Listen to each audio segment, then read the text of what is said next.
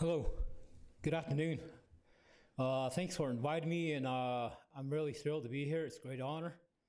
Uh, I've been studying plants for over 40 years, maybe 45 years, and I have a very in-depth knowledge of geology and the landscape and Navajo culture, history, and a lot of times, a lot of us, we tend to neglect the wholly significant side of landforms and animals and plants and insects and the air and the rocks and everything that's about Mother Earth. We just say Mother Earth and we just say this is uh, it's something that needs to be preserved and but in reality we don't uh, as people we don't learn how to fully reconnect with the Earth. I've known a lot of scientists, I know a lot of botanists and geologists that do work in their discipline, but they don't have no connection with Mother Earth.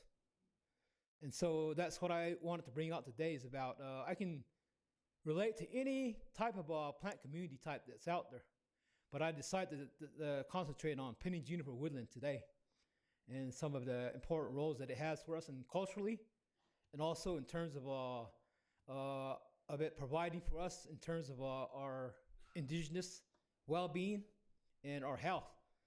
And my elders, my grandmother, uh, when she talked about pinning juniper woodland, she would go, "Cha oto di kad has aniki di cha oto kad tsi has aniki e hoti yin go ko ot e bits ado in nahalono e bi in nahalo."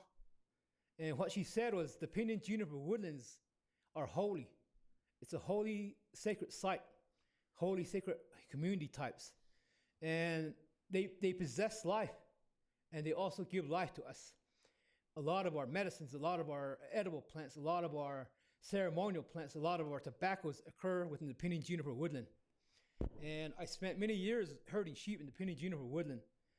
And I've learned to understand the dynamics of it, how it changes, how there's like certain woodlands that are very, very old. You look at a mature grandmother, great great grandfather, great great great grandmother types of forests. These are the old growth. Just like your ponderosa pine forest, we have a teaching about that as well, saying that they're like different generations. There's like these young babies, the younger kids, the teenagers, the young adults, all the way up to the senior citizens and then great great great great grandmothers. They're all part of that ecosystem together. They're all in balance. But in Western society, when we see that, we say it's out of balance. There's too many trees, it's too dense, there's no other plants that are willing to grow there. But it does that because it has lived out its life fully. And there's going to be a drastic change within that community type in order to reset and restore it, to come back to regenerate itself. And so that's how I learned about these different community types, and I like to present some of that today. So this is where I'm from is the Navajo Reservation, all colored in pink or purple, and there's probably like about 25 million square miles of land out there. It's a very dynamic landscape where it starts like about 4,000 feet all the way up to about 10,400 feet there on top of Navajo Mountain. And it's very interesting in geology. We have over 100 different rock layers, sedimentary rock layers, and that is what provides the foundation for what the vegetation is occurring upon. And we don't consider that as well as the geology, underlying geology that's there. And so that's also going to be included in some of the things that I'll talk about here today.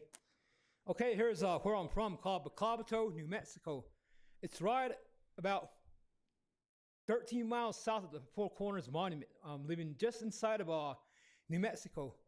And Arizona is probably like about a half mile away in my backyard, so I'm right on the borderline there. This is where I grew up. This is where I learned about my botany, my geology, my history, all my ethnobotany, all my community types and so forth. Then I expanded from there and went across the whole Southwest. I went across up to the high 14,000 foot alpine communities all the way down into the lowland deserts of Colorado, up into the lowland deserts of California, Nevada, parts of New Mexico, Arizona, and a little bit of Texas and Oklahoma. So there's a broad range of habitats that I've collected and also that I've studied as well. So this is our typical mountain range here with the pinyon juniper woodland. And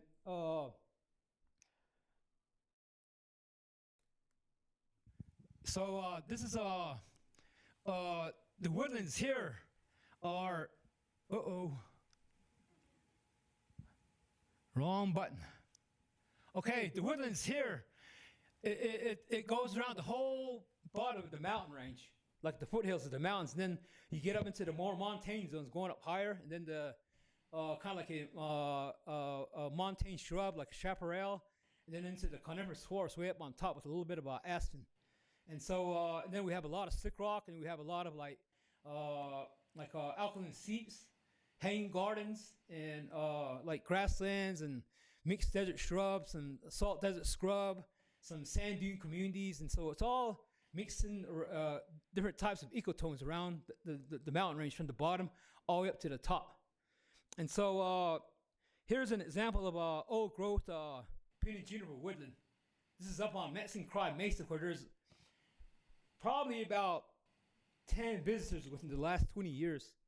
It's a very isolated area, and when you walk around here, it's very, very unique, very dynamic. This is what I consider botanically virgin land, where it hasn't really been heavily collected.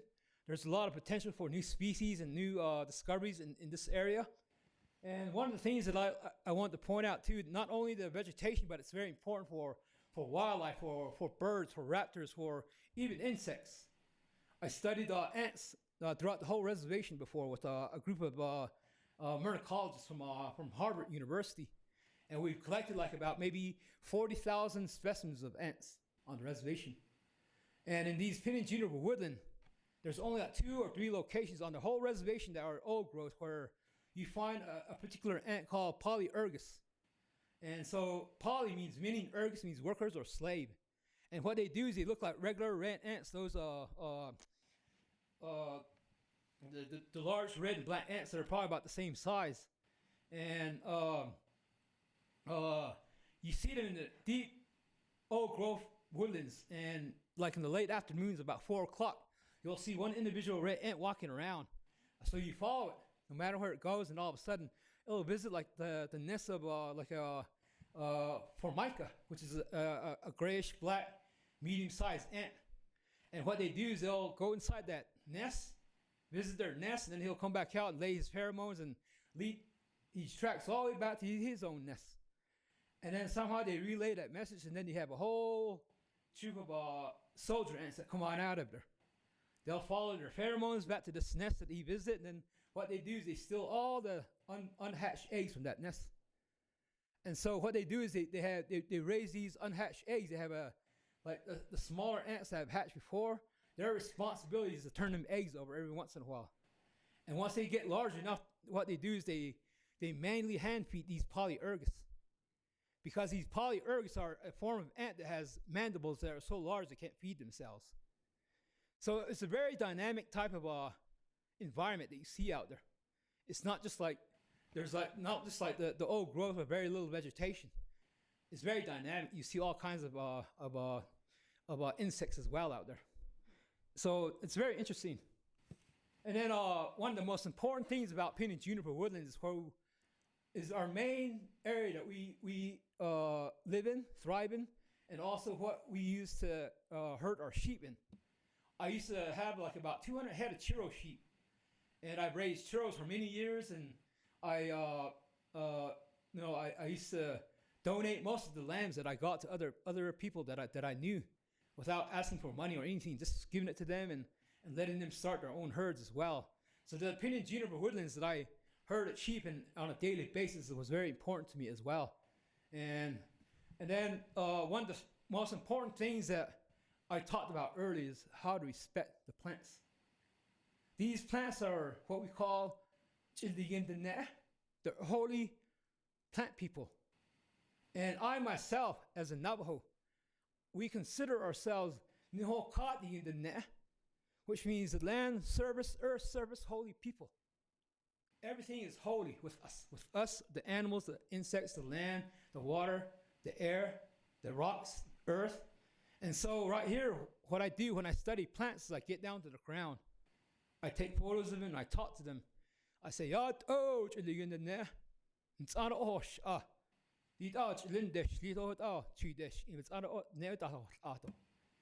so before the plants I collect, I pray to these, ask them for permission, and say, I need you as a specimen. I want to use you to study. I want to use you for other students to study off of as well. Even with building a home on there, if you're going to do any kind of land disturbance on the surface of the land, you have to have a ceremony and ask the ant people, the insects, the spiders, the stink bugs, ask them for permission to say, I'm going to build my home here. I'm going to create this as a farmland. I want you to move beyond these boundaries of where I'm going to build my setting. And if you do it ceremoniously, giving an offering and a prayer, they'll be willing to move out of the way. If you don't do that, they're going to bug you for the rest of your life. They're around your home. They're going to be living right next to your home and creating their little dens and stuff like that. So that's the way we do it, is to ask them for permission first. And that's the thing that we need to remember. It's very important. And so this is how I go about walking around, carrying a temporary plant press and collecting anything that's interesting. And I collect every formation, 100 different layers, 100 different, multiple collections of each different layer. There's what we call plant endemism, geoendemic plants. Plants that only occur in a very specific habitat. They might like only slick rock. They might only like shell deposits. They might be calciphiles, loving calcium soils or calcium carbonate, or they might be gypsophiles, where they occur on nothing but gypsiferous soils, or they might be the samophytes, which are sand-loving plants, or petrophytes, which are rock-loving plants. So each plant has their own distinct areas or habitat that they prefer, and that's how the holy people created them.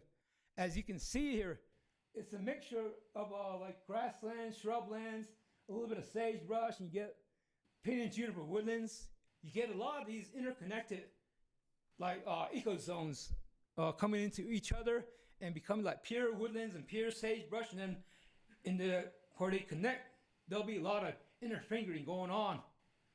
The reason why that's there is because when the earth was when our holy people came up from the third world to this fourth world, they revegetated the earth. And part of the revegetation was done by the coyote. The coyote is all about chaos, disorder, imbalance, balance. And so that's the reason why we have all these interfingering ecotones next to each other. If some other deity or some other person might have planned that, our human thought is first plant them in rows. And that's why we don't have pinyon juniper woodlands and rows of corn. They're all dispersed at a random order. It's all about randomness. It's all about the wholeness of the land. It's the land living, dynamic, and it has a spirit. It has life. The earth will speak to you if you listen hard enough. All the animals will speak to you. We Navajos still have the power to call down any bird from the sky.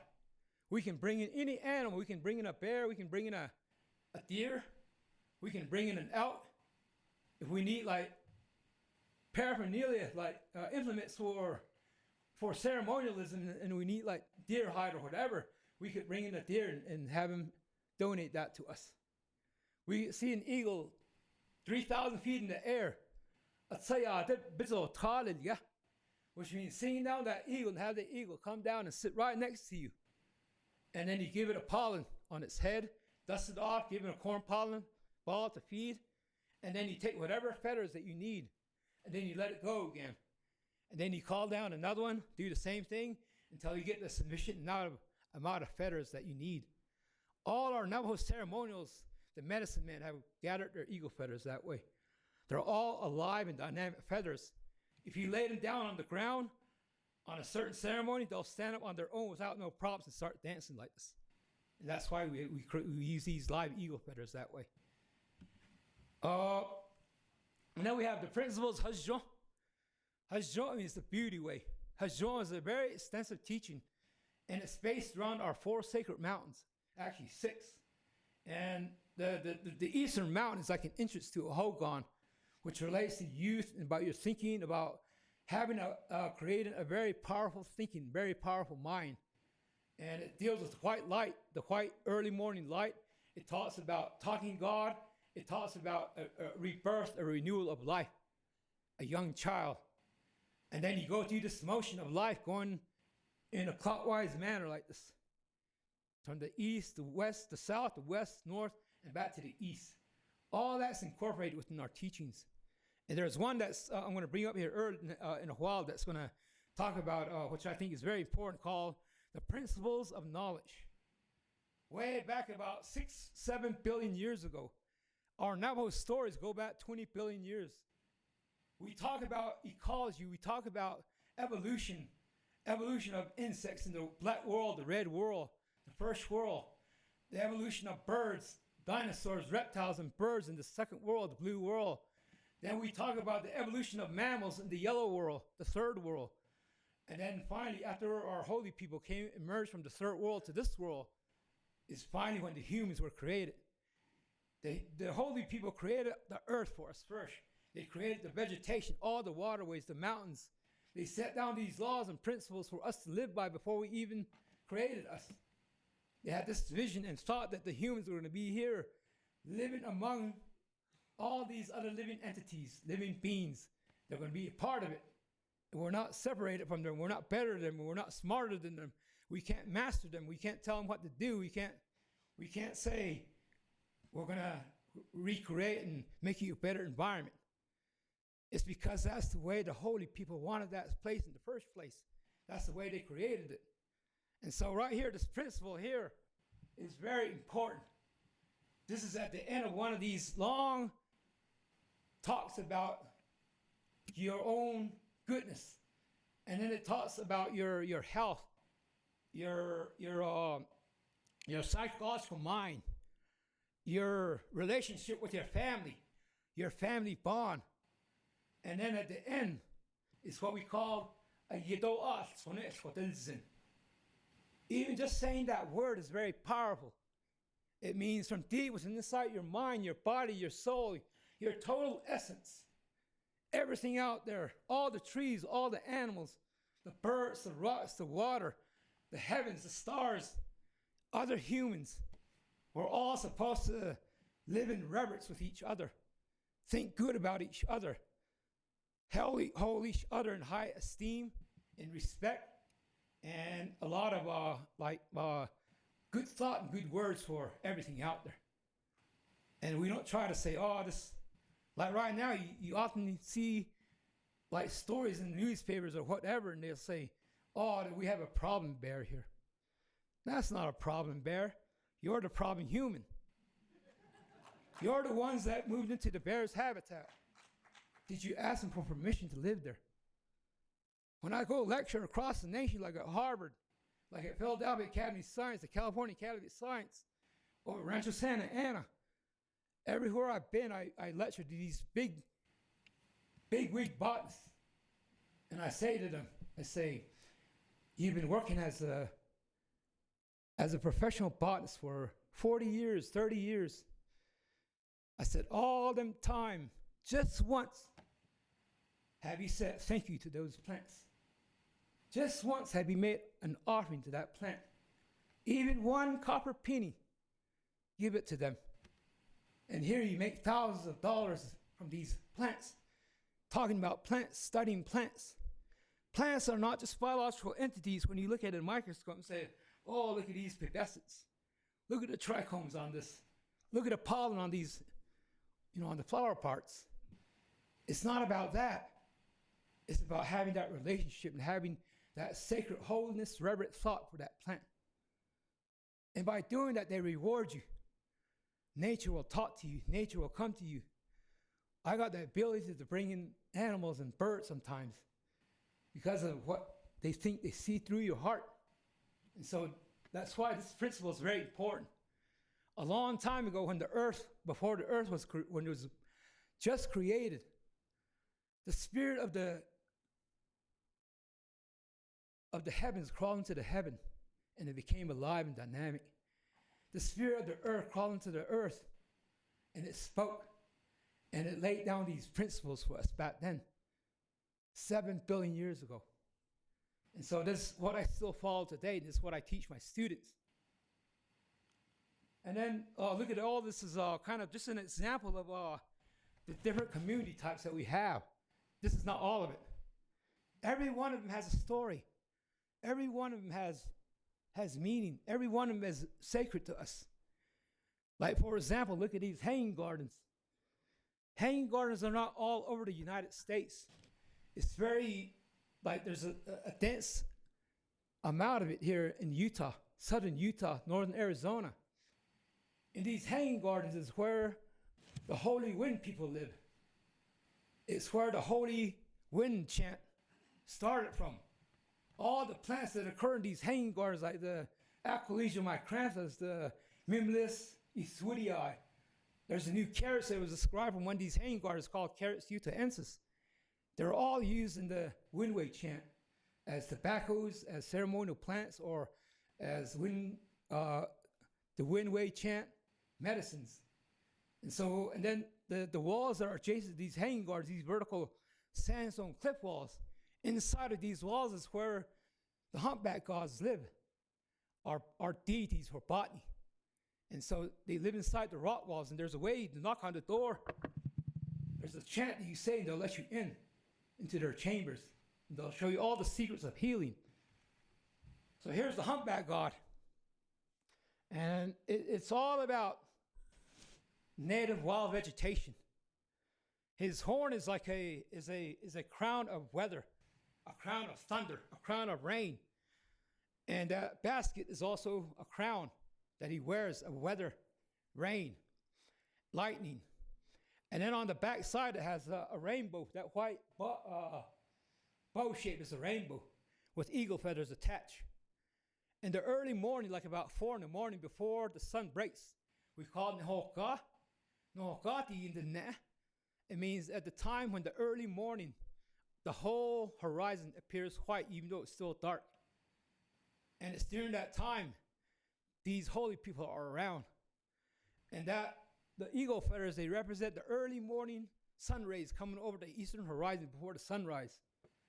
And then inside that bow, a rainbow, the dark color area with the white bars, the white bars represent all types of atmospheric precipitation: dew, mist, sleet, snow, male rain, female rain, hail. And then also inside the darknesses, the dark clouds that are coming. They're impending dark clouds that talk about the impending coming storm. And so inside that bag, you have all the native wild seeds, all the flowering plants, all the grasses, all the shrubs, trees. During the coldest parts of winter, these humpback gods walk around in fog, dense fog. And they'll walk around like they're shaking their back saying, "Woo!" And then they'll have their planting stick at the end right here. And they go in a circle like this, replanting those seeds into the ground. So when the springtime comes around, the summertime comes around, we have a whole new floral explosion of new flowering plants and grasses. And so these humpback gods are very important to us as well. And then what is Navajo ethnobotany? So this is, like I said, they're the sacred holy plant people. And then the edible plants that we have probably about 1,200 to 1,500 plants that we still use. It's very hard to take and say, all right, these are the ones that I'm going to talk about. So these are some of the edible plants like hazat and so forth. And then we have achinta, meaning kids' food, Calcoris aureus. It's a very tasty treat. The bulbs, they taste like peanuts. Then we have the yuccas as a utilitarian plant. We have pinyon juniper. Junipers are gut, an all-around utilitarian plant. Look at those little flowering red tips of the scales. That's when you know that it's ready to be used. And we use it for putting into our food. It prevents us from getting ulcers from eating too much meat. And then we have like our dye plants. We have all these different colored dyes that we can create. Just like one lady on the reservation uses like about 870 different dye plants. And then we have these medicines. Hey, God, we have particularis for heart medication. If you have a weak heart, this is a good medicine. And then there's Asclepius aspirula, Ichikoha.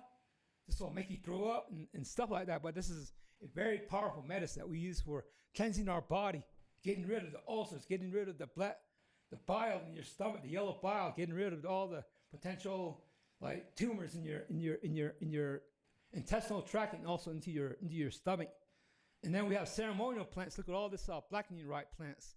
Then we have tobaccos. We have about maybe 120 different tobaccos that we use. And then we have like different animals like black bears and Mexican spotted owls. These were my friends that I used to walk up to every day. One evening I had called them out and had 4 of them come up to me. One of them sat on my hat, one right here, one just right here. And they accepted me into their family group. And then look at the birds I can catch. And then, so the new species that are coming out of these woodlands, it's because, like I said, the geology, the structural framework. And then we have this new one that I discovered and described called Ariogum lacinocrine variety colobum. Then there's also Hymenopsis argenteus variety Theruensis. And then we have this one I named after my grandmother, Ariogum serae, Sarah's wild buckwheat. And then this is a potential new one that I'm going to start working on again. This to your left on this side is the new Samopterus. And I accidentally discovered this one. And so far I have discovered 45 new species. And I'm still working on all of these to get them published. And then this is the way right here. You got to be out there. You got to be with nature, understand it, see how it works, being very observant. And then you have to reteach it, teach it to the youth. That little girl right there, she's already knows a lot about plants already.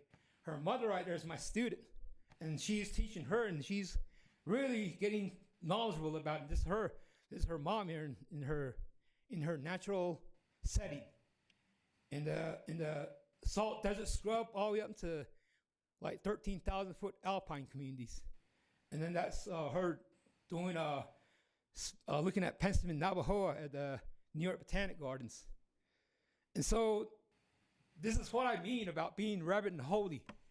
They bless you back that way. All these plants, they just come to me.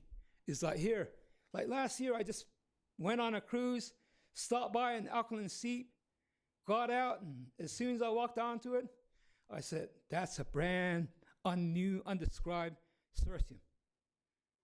So you get to that point when you can recognize them that way. So thank you.